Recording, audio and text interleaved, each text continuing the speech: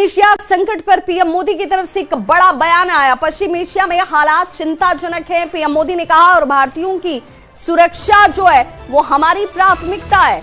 जहां से संभव होगा वहां से तेल लिए जाएंगे, खरीदे जाएंगे। हम 41 देशों से ऊर्जा उत्पाद आयात करते हैं। संवाद से समाधान के पक्ष में भारत हमेशा से रहा है।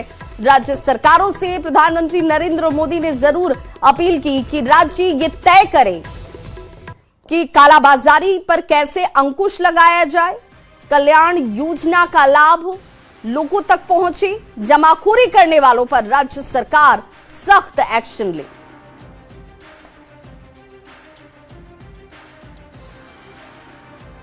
पश्चिम एशिया में चल रहे इस युद्ध को 3 सप्ताह से अधिक का समय हो चुका है।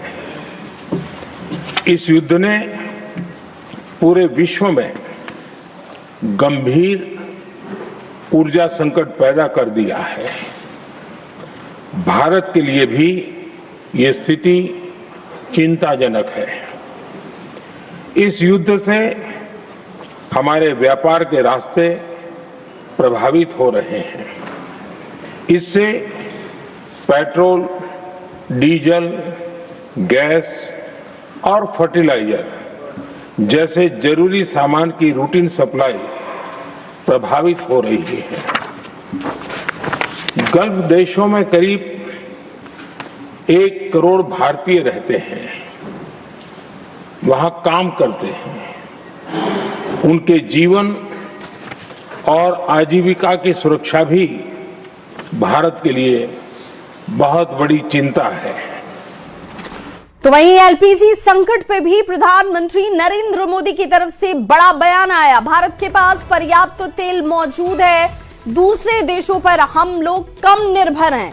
एलपीजी के घरेलू उत्पादन को भी बढ़ाया जा रहा है और इसलिए भारत की बात करें तो पर्याप्त तेल भारत के पास मौजूद है। लोगों को परेशान होने की या डरने की जरूरत नहीं है। सभापति जी, होर्मुज स्ट्रेट विश्व व्यापार के सबसे बड़े रूट्स में से एक है।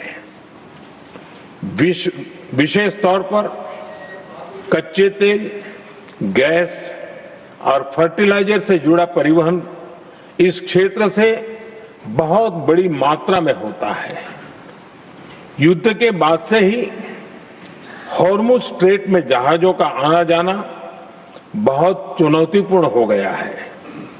लेकिन विपरीत परिस्थितियों के बावजूद हमारी सरकार ने संवाद से, कूटनीति के माध्यम से रास्ते बनाने का प्रयास किया है। और पश्चिम एशिया संकट पर मंत्री समूह ने बड़ी बैठक की है। रक्षा मंत्री ने ये बड़ी बैठक की। रक्षा मंत्री राजनाथ सिंह की तरफ से इस बैठक को किया गया और राजनाथ सिंह की बैठक में तीनों सेना प्रमुख की मौजूदगी भी रही है। बैठक में चीफ ऑफ डिफेंस स्टाफ भी शामिल रहे और बैठक में रक्षा सचिव की बात करें, डीआरडीओ के प्रमुख की बात करें, इन सभी लोगों की मौजूदगी दिखी। पेट्रोल और डीजल का पर्याप्त भंडार है। पेट्रोलियम मंत्रालय की तरफ से ये कहा गया। रक्षा मंत्री ने तेजी से बदलते हुए हालात पर इस बैठक के दौरान चर्चा की है। रक्षा उपकरणों की खरीद की बात हो, उत्पादन को लेकर बात हो, इन सभी पर चर्चा हुई। रक्षा मंत्री ने सेनाओं को तैयार रहने की नसीहत दी है। खबर आ रही है इस वक्त पीएम मोदी और ट्रंप के बीच बातचीत हुई है। पश्चिम एशिया संकट पर यह बेहद महत्वपूर्ण बातचीत प्रधानमंत्री नरेंद्र मोदी और डोनाल्ड ट्रंप के बीच हुई है। अमेरिकी राजदूत सर्जियो गोर ने इसकी जानकारी दी है कि दोनों ही राष्ट्राध्यक्षों के बीच एक महत्वपूर्ण बातचीत पश्चिम एशिया संकट पर की गई।